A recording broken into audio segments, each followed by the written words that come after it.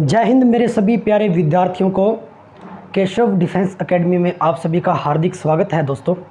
तो फ्रेंड्स, आज अपने किसी सब्जेक्टिव टॉपिक के बारे में चर्चा न करके आज कुछ डिफेंस के प्रीवियस लेक्चर के अंदर मैंने आपको डिफेंस सर्विस के बारे में संपूर्ण इन्फॉर्मेशन दी थी, पूर्णतः जानकारी दी थी। आज उसी जानकारी को अपने आगे बढ़ाएंगे। आज कुछ ऐसे सर्विस के बारे में डिस्कशन करने जा रहे हैं जो आने वाले समय के अंदर आपका भविष्य तय करेंगी, आपका अच्छा भविष्य बनाएंगी। और इस सर्विस के अंदर जाने के लिए आपकी क्या क्या क्वालिफिकेशन रहेगी, क्या क्या सब्जेक्ट्स रहेंगे, कौन कौन से टॉपिक रहेंगे, जाने का रास्ता क्या होगा, ये सारी की सारी बात आज अपने इस लेक्चर के अंदर डिस्कस करेंगे। उससे पहले मैं आपको बता दूं दोस्तों, अभी हाल ही के अंदर अपने देश में सबसे ज़्यादा जो जॉब को प्रेफरेंस मिल रही है प्यारे विद्यार्थियों, वो डिफेंस की सर्विसेज हैं। ये बात ध्यान रख लेना। रक्षा सेवाएं जो हैं इनके अंदर सबसे अच्छी अपॉर्चुनिटी यही है कि इस सत्र के अंदर अपने इन सर्विस को अचीवमेंट में लाएं, इन सर्विस को अचीव करें। सबसे बेस्ट अपॉर्चुनिटी है। जो कैंडिडेट 12th कंप्लीट कर चुके हैं या आपके जो सहयोगी हैं, जो आपके जानकार हैं, या आपके ग्रामीण क्षेत्र के अंदर आसपास के रहने वाले विद्यार्थी जिन्होंने ग्रेजुएशन कंप्लीट कर रखा है और वो डिफेंस सर्विस को अचीव करना चाहते हैं ऑफिसर रैंक के लिए, तो उनके लिए तो सबसे बेस्ट अपॉर्चुनिटी है कि ज़्यादा से ज़्यादा कैंडिडेट जुड़ें और डिफेंस की तैयारी करें। सुपर है, बेस्ट है। चलो, आज मैंने आपको ग्रुप के अंदर विद्यार्थियों एक छोटा सा नोटिफिकेशन सेंड किया है जो एयरफोर्स ग्रुप एक्स के लिए है। और बहुत ही अच्छी बात है कि अभी तक के अंदर राजस्थान में एयरफोर्स की ओपन रैली भर्ती कभी भी नहीं आई। एयरफोर्स के ऑल इंडिया लेवल पर फॉर्म अप्लाई किए जाते हैं जिसके अंदर ऑल इंडिया के कैंडिडेट पार्टिसिपेट करते हैं। उसमें से सिलेक्शन प्रोसेस के अकॉर्डिंग स्टूडेंट्स को ज्वाइनिंग दी जाती है एयरफोर्स सर्विस के अंदर, वायुसेना में। लेकिन इसके अंदर सिर्फ और सिर्फ राजस्थान के candidate, only for state service, Rajasthan के कैंडिडेट इसके अंदर पार्टिसिपेट करेंगे। कितनी अच्छी बात है, ठीक है। और सबसे अच्छी बात यह है कि यह एक ओपन रैली भर्ती प्रोसेस है। ओपन रैली, प्रीवियस लेक्चर के अंदर मैंने आपको इंडियन आर्मी की ओपन रैली प्रोसेस के बारे में पूरा बताया था, जिसके अंदर सर्वप्रथम आपकी रनिंग प्रोसेस रहती है, फिजिकल का क्राइटेरिया रहता है, और फिजिकल के बाद में आपका एग्जामिनेशन होता है। एग्जामिनेशन के बाद में मेडिकल प्रोसेस होता है, बॉडी चेकअप जिसे भी कहते हैं, पीएफटी जिसे कहते हैं, फिजिकल फिटनेस टेस्ट।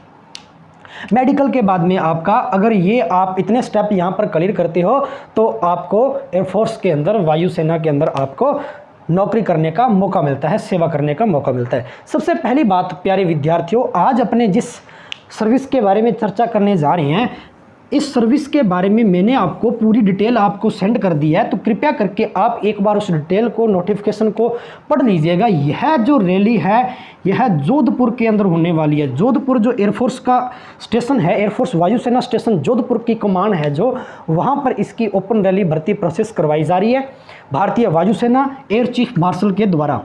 नंबर दो बात, यह जो प्रक्रिया है, इसकी फॉर्म जो स्टार्ट है वो 27 सितंबर से स्टार्ट है प्यारे विद्यार्थियों, और 1 या 2 दिन की प्रोसेस रहेगी फॉर्म की। तो जिन बच्चों ने 12th साइंस नॉन मेडिकल के अंदर क्लियर कर चुके हैं, अबव टू 60% या अबव 50% जिन बच्चों के मार्क्स हैं, वो बहुत अच्छी अपॉर्चुनिटी के साथ ग्रुप एक्स के अंदर अप्लाई कर सकते हैं। ओनली फॉर ग्रुप एक्स, जिसको टेक्निकल ग्रुप भी कहते हैं, टेक्निकल, ठीक है। एयरफोर्स के अंदर जितने भी इंजीनियर लिए जाते हैं, तकनीकी सहायक जो होते हैं, वो एक्स ग्रुप के थ्रू वहाँ पर सर्विस करते हैं। ये तो है सर्विस के बारे में कि टेक्निकल क्या होगा प्यारे विद्यार्थियों। टेक्निकल जो तकनीकी सहायक होते हैं विभाग के अंदर, ठीक है, उनको ज्वाइनिंग इस माध्यम से दी जाती है। 27 सितंबर से आपके ऑनलाइन रजिस्ट्रेशन प्रारंभ है। नॉन मेडिकल 12th साइंस के कैंडिडेट इसमें पार्टिसिपेट कर सकते हैं। परसेंटेज अबव 60% टू 50% आपके क्वालिफाई हैं। आपके अंदर जो एज रिलेक्शन है, इसके अंदर एज का जो प्रोसेस है वो रहेगा 16.5 टू 19.5, क्योंकि 12th की है बच्चों ने, तो इस एज के मध्य तो आपकी इसके अंदर ली जाती है ग्रुप एक्स के अंदर 16.5 से 19.5 वर्ष का जो क्राइटेरिया है वो रहेगा। तो कितनी अच्छी बात है कि इसके अंदर वही कैंडिडेट पार्टिसिपेट करेंगे जिनकी एज इसके अंदर है। तो कहने का तात्पर्य यह है कि ओपन रैली भर्ती के अंदर ज़्यादा रश नहीं होगा, मतलब ज़्यादा कैंडिडेट पार्टिसिपेट नहीं करेंगे। तो कंपटीशन बहुत ही थोड़ा सा कंपटीशन है, इसके अंदर आप बहुत अच्छा परफॉर्मेंस करके आप गोल्डन अपॉर्चुनिटी के साथ में इस सर्विस को कंडक्ट कर सकते हो, सर्विस को ले सकते हो। सुपर। मेरा मानना है, मेरा जो एक्सपीरियंस है डिफेंस के लिए वो ये कहता है विद्यार्थियों कि अभी तक का डिफेंस सर्विस के अंदर, एयरफोर्स के अंदर जो ग्रुप एक्स है, ऐसी सर्विस किसी भी डिपार्टमेंट में नहीं है। और सबसे ज़्यादा बहुत सारे मेरे फ्रेंड्स हैं इसके अंदर ज्वाइनिंग करके सर्विस कर रहे हैं, कोई लॉन्स नाइक या नाइक तक पहुंच चुका है। तो कभी मौका मिला तो उनकी भी आपको एक वीडियो लेक्चर प्रोवाइड करवाऊंगा और अपने टॉकिंग करेंगे, ओके। लेकिन यहाँ जो मैं आपको बता रहा हूँ ग्रुप एक्स के अंदर, एक्स के अंदर सबसे अच्छी जॉब अपॉर्चुनिटी है। इसके सहारे आप इसके अंदर सर्विस करने के बाद में डायरेक्ट प्रमोशन लेके आप ऑफिसर रैंक तक पहुँच सकते हो।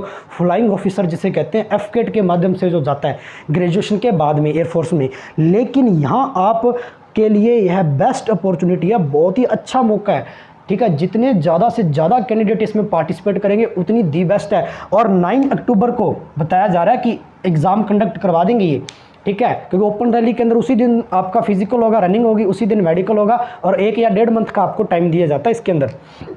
तो 1 या 1.5 मंथ के अंदर अपने जो बच्चे तैयारी करने के लिए इच्छुक हैं तो आपको शाला के द्वारा या defence academy, Keshav defence academy के द्वारा आपको संपूर्ण सूचना दे दी जाएगी, क्लासेस किस प्रकार से कैसे रखनी है।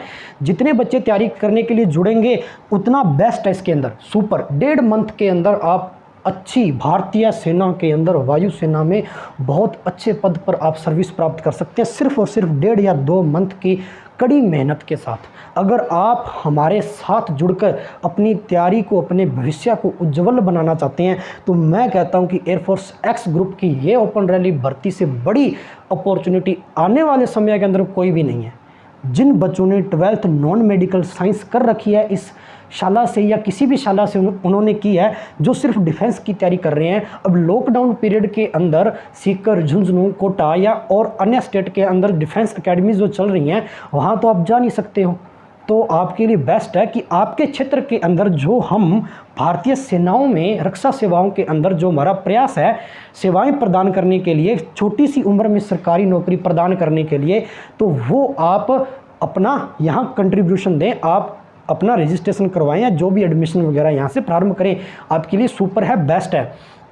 फिजिकल जो प्रोसेस रहेगी आपकी प्यारे विद्यार्थियों, ध्यान देना, फिजिकल जो प्रोसेस रहेगी वो बहुत ही लो कैटेगरी की कह सकते हैं। रनिंग जो प्रोसेस आपका, रनिंग प्रोसेस प्यारी विद्यार्थियों, रनिंग 7.5 मिनट और जो आपको टाइम दिया जाता है वो 6.5 मिनट का टाइम दिया जाता है। 1600 मीटर मतलब 1.6 किलोमीटर, 1.5 किलोमीटर रनिंग कह सकते हो। 1 मील की जो दूरी होती है वो 1.6 किलोमीटर मीन्स 1600 मीटर के इक्वल होती है। तो 116 मीटर आपकी 1600 मीटर जो है रनिंग वो आपके यहाँ पर होती है और इतने मिनट के अंदर आपको निकालनी होती है। बहुत बेस्ट है, सुपर है। थोड़ी सी प्रैक्टिस से, थोड़ी सी मेहनत से आप इस टारगेट को, इस डेस्टिनेशन को अचीव कर सकते हो, बेस्ट है आपके लिए। उसके बाद में आपके सिटअप्स होते हैं, 20 सिटअप चिनअप्स आपको लगाने होते हैं, सुपर बेस्ट है। वो तो आप डेली प्रैक्टिस के अंदर जो वर्कआउट करते हैं कैंडिडेट वो भी कर सकते हैं। इसके बाद में आपका मेडिकल चेकअप होता है, जो पूरी बॉडी का आपका स्कैन होता है, कोई डिजीज़ वगैरह ना हो तो सबसे बेस्ट है। उसके बाद में आपका एग्जामिनेशन होगा। एग्जामिनेशन जो प्रोसेस है वो देख लीजिए, ओनली फॉर ग्रुप एक्स के लिए, ओनली फॉर ग्रुप एक्स के जो विद्यार्थी पार्टिसिपेट करने जा रहे हैं इसके अंदर, ठीक है, ग्रुप एक्स के। तो ग्रुप एक्स के लिए जो आपका एग्ज़ाम पैटर्न है, एग्ज़ाम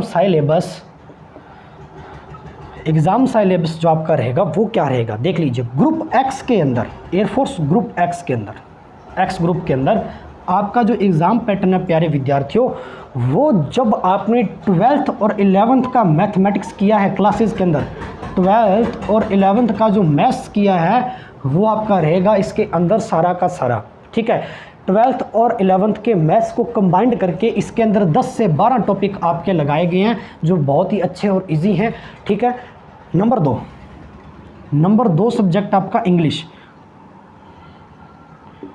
इसके अंदर ग्रामर का पार्ट रहेगा आपका, सारा का सारा ग्रामेटिकल पार्ट है, बहुत ही अच्छा पार्ट है। ग्रामर के जितने भी बेस्ट टॉपिक है उसके अंदर एक दो पैसेज भी रहेंगे, पैराग्राफ रहेंगे, ठीक है। और ग्रामर वोकैबलरीज आपको अच्छे से तैयार करनी पड़ेगी। साइनो, एंटो, वन वर्ड्स, ये जंबल वर्ड, ये जितने भी आपके ग्रामर के टॉपिक आते हैं इनको अच्छे से रेडी करेंगे, अपने साथ मिलकर तैयारी करेंगे तो बच्चों बहुत अच्छी चीज़ है।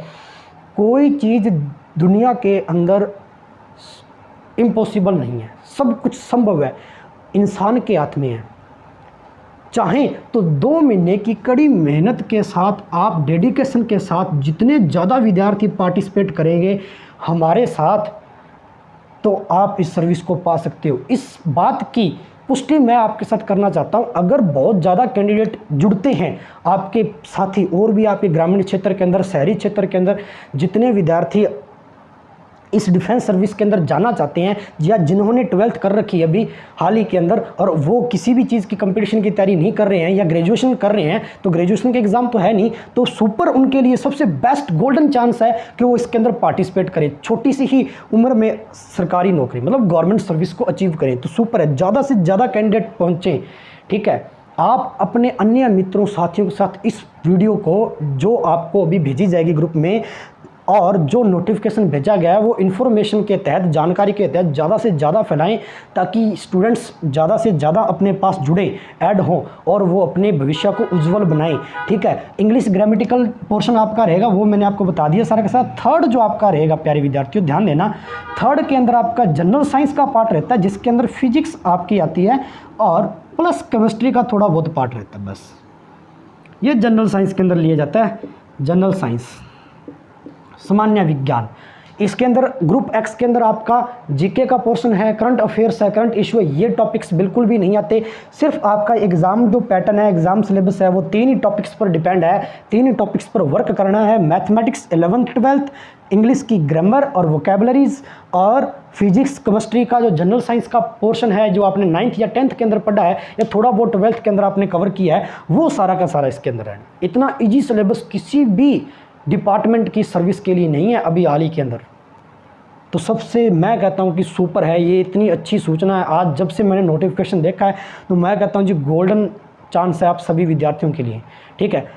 अब अपने बात कर रहे हैं, बहुत सारे विद्यार्थियों के मन में यह बात उत्पन्न होती है कि सर, कि साइंस और नॉन मेडिकल के जो विद्यार्थी हैं, जो 12th नॉन मेडिकल कर रखी है या जो कर रहे हैं, उनके लिए तो डिफेंस के अंदर बहुत सारी सेवाएं हैं, ठीक है, बहुत सारा स्कोप है, लेकिन आर्ट्स वालों के लिए क्या है? तो आर्ट्स वालों के लिए भी मैं थोड़ा बता देता हूँ। 12th आर्ट्स जिन्होंने कर रखी है प्यारे विद्यार्थियों, 12th आर्ट्स वाले जो कैंडिडेट हैं वो ग्रुप वाई के अंदर पार्टिसिपेट कर सकते हैं, वायुसेना में, एयरफोर्स में। ग्रुप वाई की अगर एक्स की रैली निकाली है तो ग्रुप वाई की रैली भी आने वाली है, हाल ही के अंदर 6-7 महीनों के अंदर आएगी अगर ये कंडक्ट होती है तो ग्रुप वाई वाले जो कैंडिडेट हैं, जो आर्ट्स के अंदर हैं, योग्यता क्वालिफिकेशन 12th आर्ट्स रहेगी, ठीक है।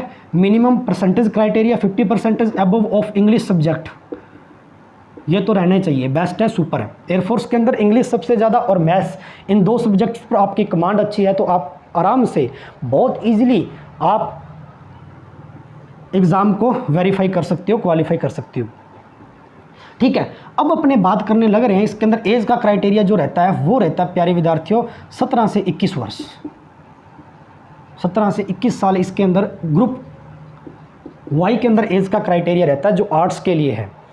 उसके बाद में अपने बात करें तो syllabus, exam pattern, physical pattern same to same रहता है, एग्ज़ाम पैटर्न थोड़ा सा देख लीजिए। एग्ज़ाम जो पैटर्न रहेगा आपका ग्रुप वाई के लिए,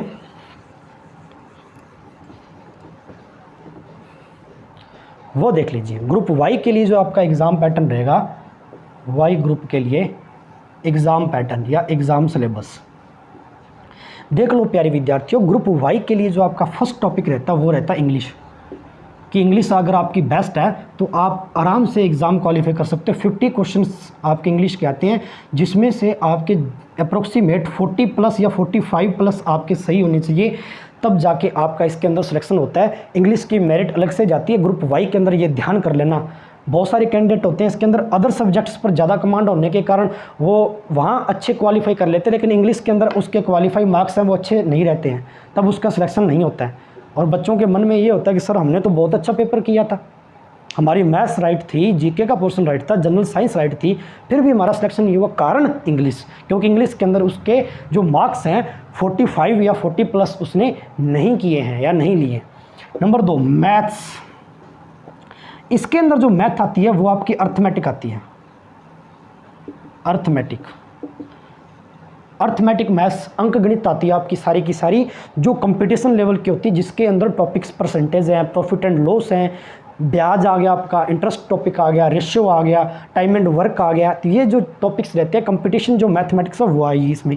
ठीक है, आपको करवाई जाएगी। जितने विद्यार्थी जुड़ेंगे तो अलग अलग से बैचेस अपने प्रारंभ करेंगे डिफेंस के लिए, तब आपको सब कुछ करवाया जाएगा। 3 के अंदर आता है आपका जनरल साइंस का पोर्शन। जनरल साइंस आपकी इसके अंदर फिजिक्स, केमिस्ट्री और बायोलॉजी, जनरल साइंस जो आपने 9th और 10th के अंदर पढ़ी है बस वो आने वाली है। और 4th पार्ट इसके अंदर जनरल नॉलेज का रहता है, जीके का, जिसमें करंट इशू पूछे जाते हैं, कुछ ज्योग्राफी के क्वेश्चन पूछे जाते हैं, हिस्ट्री के, इकोनॉमिक्स के। ठीक है, ये जो आपका पोर्शन है ये only for group Y examination के लिए है विद्यार्थियों, only for group Y examination के लिए है, जो कि सुपर है, बेस्ट है। चलो अब अपने बात करते हैं ग्रुप एक्स और वाई के लिए होगी। अभी की जो भर्ती जोधपुर के अंदर आने वाली है ओपन रैली भर्ती ग्रुप एक्स के लिए राजस्थान के अंदर पहली बार, ठीक है, अभी तक पहली बार ये रैली कंडक्ट करवा रही है भारतीय वायुसेना। तो मैं तो कहता हूँ कि सबसे गोल्डन चांस है, ठीक है, कि ज़्यादा से ज़्यादा विद्यार्थी पार्टिसिपेट करें और तैयारी को प्रारंभ करें। सोचें नहीं, ठीक है ना, डिसीजन लेना है तो आज या कल के अंदर 2 या 3 दिन के अंदर डिसीजन लेना कि हाँ सर हम करेंगे, हम आपके साथ जुड़ना चाहते हैं। ठीक है, देश सेवा का जुनून होना चाहिए, देशभक्ति का जुनून होना चाहिए। हम सेना के अंदर जाएंगे, हम डिफेंस सर्विस को अचीव करेंगे, वायुसेना के अंदर सेवारत रहेंगे। अगर ये जुनून आपके साथ है तो आप वास्तव में डिफेंस सर्विस के अंदर अपना अच्छा विषय तय कर सकते हैं।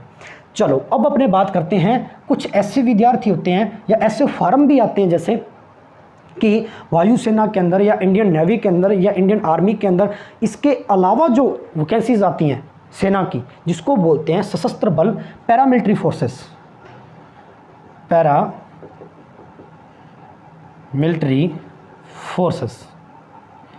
पैरामिलिट्री फोर्सेस के अंदर देख लीजिए।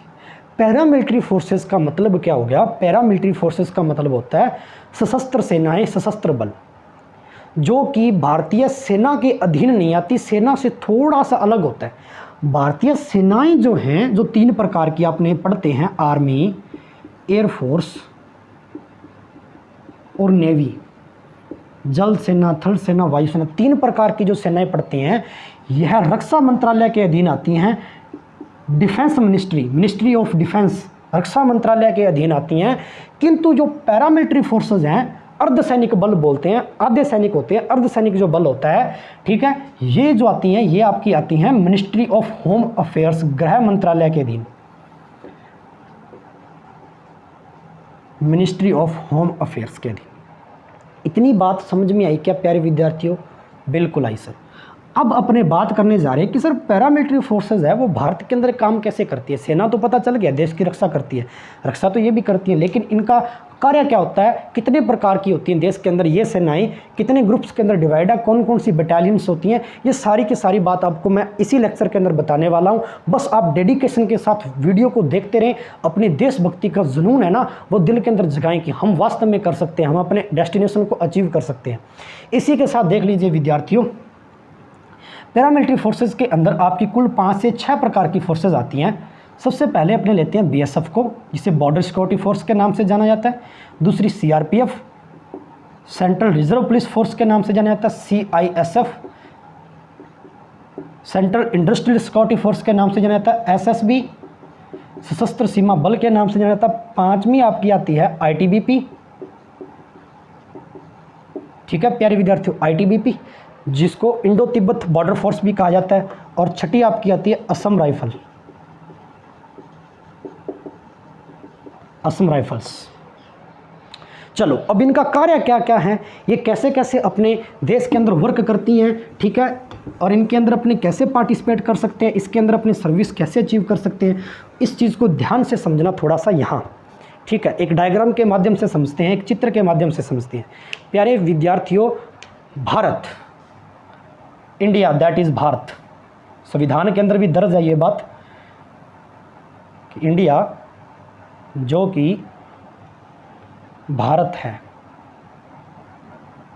एक रफ सा चित्र बना रहा हूँ, ध्यान से सुनना प्यारे विद्यार्थी, सिर्फ समझने के लिए, ठीक है, सिर्फ समझने के लिए चित्र को ध्यान से देखना कि जो इंडिया की जो अपनी पैरामिलिट्री फोर्सेस हैं वो वर्क कहाँ कहाँ करती हैं, इस बात को थोड़ा ध्यान से। प्यारे विद्यार्थियों, यहाँ देखा जाए तो ये ऊपर वाला जो आपको इतना भाग दिखाई दे रहा है, ये अपना जो राज्य है जम्मू और कश्मीर। यहाँ वाला जो भाग है भारत का, ये POK है, पाक अधिकृत कश्मीर, ठीक है, जो पाकिस्तान ने अपने अधिकार क्षेत्र के अंदर रखा हुआ है, लेकिन वास्तव में ये भारत का हिस्सा है। यहाँ देखा जाए तो पंजाब का क्षेत्र है और ये अपना प्यारा राजस्थान है, और यहाँ देखा जाए तो ये गुजरात का क्षेत्र है।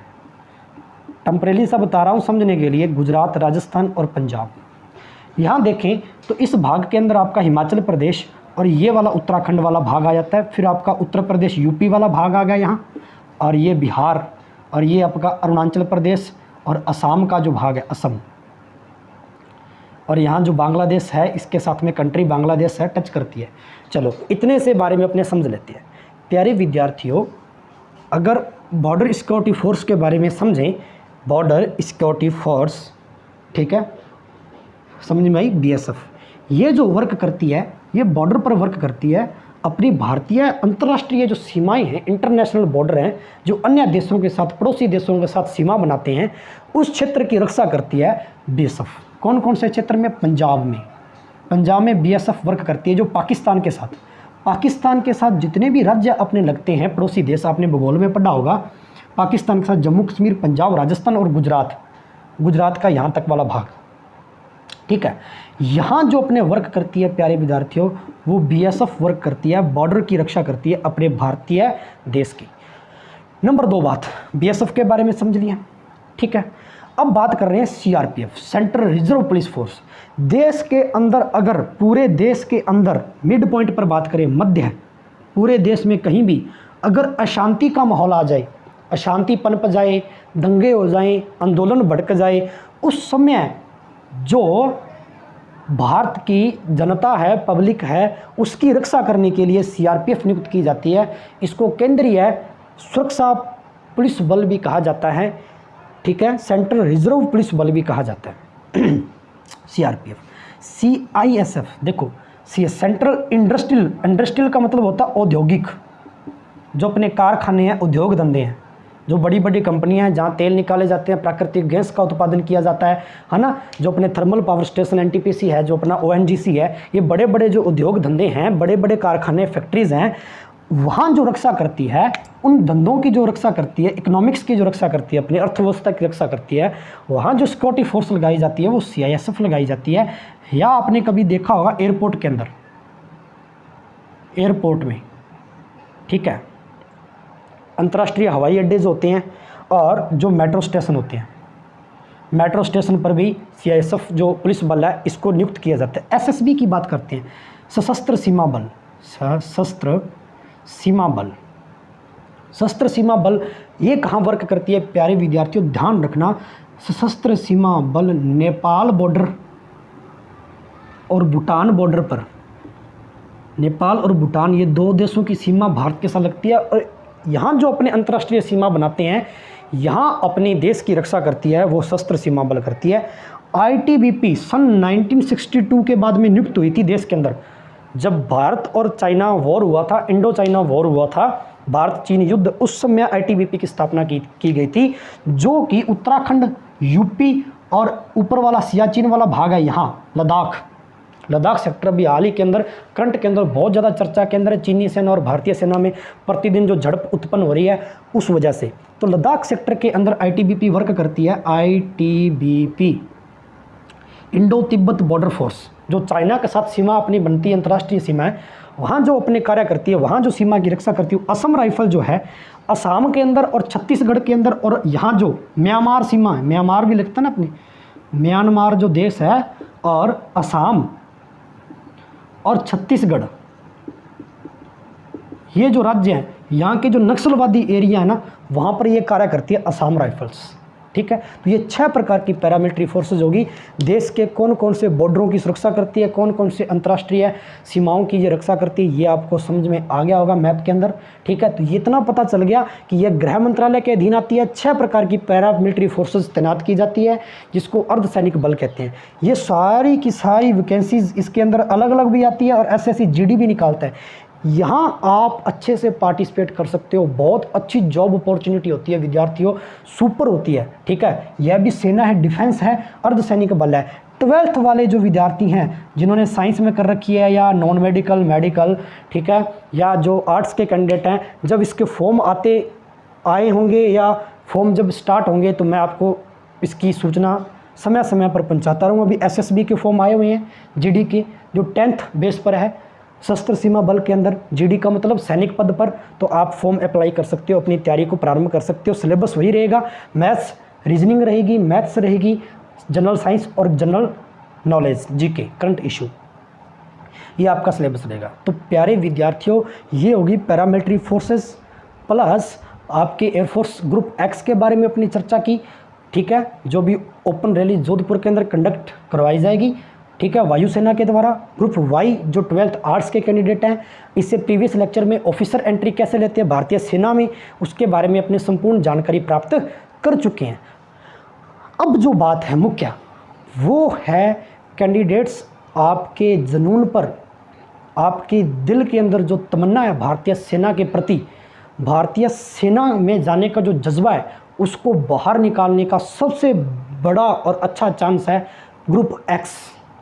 ग्रुप एक्स में कोई ज़्यादा डिफ़िकल्ट पार्ट नहीं है, रनिंग पर ध्यान दें। अगर आप ज़्यादा से ज़्यादा जुड़ेंगे तो स्कूल के अंदर इतना अच्छा ग्राउंड है, आपका फिजिकल वर्कआउट भी स्टार्ट कर दिया जाएगा। क्लासेस आपको मैं एक्स्ट्रा टाइम देकर, आपको एक्स्ट्रा फोर्स के साथ आपको मैं कंडक्ट करवाऊंगा कैसे भी। लेकिन ज़्यादा से ज़्यादा कैंडिडेट केशव डिफेंस पाठशाला के अंदर अपना एडमिशन प्रारंभ करवाएं या अपनी जो कंट्रीब्यूशन है वहाँ दें, तैयारी करने का एक मौका हमें दें, ठीक है। तो मैं कहता हूँ कि आपका सिलेक्शन 100% होगा, इसमें कोई दो राय नहीं है। टीम वर्क करेंगे, साथ मिलकर अपने चलेंगे, तो मैं कहता हूँ जी कोई भी मंजिल है, कितनी भी मुश्किल क्यों ना हो, अपने आसानी से उस मंजिल तक पहुँच जाएंगे, अपने रास्ता बना लेंगे, चाहे रास्ता कितना ही मुश्किल क्यों ना हो, ठीक है। तो प्यारे विद्यार्थियों, इसी मोटिवेशन जज्बे के साथ आपको तैयारी करनी है, ठीक है। हम आपकी सहायता के लिए तत्पर हैं, हम आपको हर प्रकार की सर्विस के लिए आपको मटेरियल कंडक्ट करवाएंगे, आपकी तैयारी के अंदर अपने हम सहायता प्रदान करेंगे। सिर्फ अब आपका डेडिकेशन, ओनली फॉर आपका। जो भी कैंडिडेट तैयारी करना चाहता है, तैयारी करना क्या चाहता है, तैयारी करो, क्योंकि इससे अच्छी जॉब इंडिया के अंदर है ही नहीं डिफेंस के अलावा। एसएससी की तैयारी कर लो, रेलवे की तैयारी कर लो, टीचर की तैयारी, किसी में चले जाओ, इतने ज़्यादा टफ एग्जामिनेशन है। और सबसे बड़ी बात, अभी हाल ही के अंदर देश के अंदर जो प्राइवेटेशन विभागों को प्राइवेटेशन करने का जो दौर चल रहा है ना, इसको देखते हुए तो यही नज़र आता है, न्यूज़ को देखते हुए, कि सिर्फ जो सर्विस बचेंगी गवर्नमेंट, वो डिफेंस की बचेंगी देश के अंदर, क्योंकि रक्षा सेवाएं जो हैं उसको अपने प्राइवेटेशन नहीं कर सकते। बैंकिंग सेक्टर भी प्राइवेटेशन होने जा रहे हैं, रेलवे तो हो ही गया था, ठीक है, बहुत सारे डिपार्टमेंट होने लग जाएंगे, ठीक है ना। तो गवर्नमेंट सर्विस सिर्फ डिफेंस की ही बचने वाली है। तो इससे अच्छी गोल्डन अपॉर्चुनिटी इस एज के अंदर, जो 12th करके निकले हैं बच्चे अभी हाल ही के अंदर, या जो 12th कर रहे हैं वो भी तैयारी अब से चालू कर दें, 11th कर रहे हैं वो भी तैयारी अब से चालू कर दें, सुपर है। और जिन बच्चों के पास एनसीसी है या जो एनसीसी कर चुके हैं, सी सर्टिफिकेट तक पहुंच चुके हैं, उनके लिए तो बेस्ट अपॉर्चुनिटी है, सुपर, क्योंकि एग्ज़ाम के अंदर 15-15, 20-20 नंबर एक्स्ट्रा मिलेंगे आपको, ठीक है। और प्राथमिकता दी जाती है एनसीसी वालों को सबसे ज़्यादा डिफेंस के अंदर। ओके विद्यार्थियों, तो इसी के साथ इस लेक्चर को आपको अच्छे से अटेंड करना है, ज़्यादा से ज़्यादा विद्यार्थियों तक शेयर करना है वीडियो को, ठीक है। ओके, जय हिंद, जय भारत।